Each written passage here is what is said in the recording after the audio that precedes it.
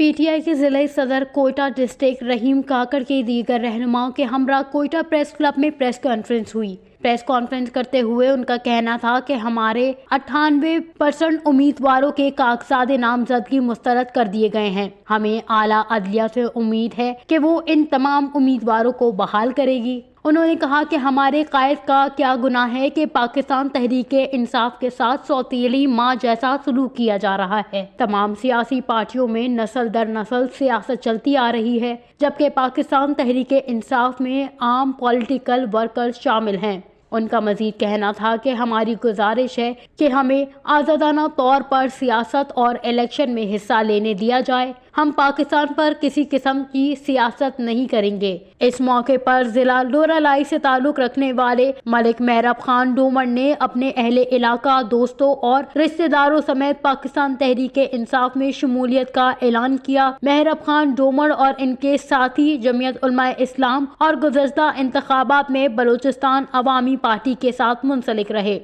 وش news, Quetta, Balochistan.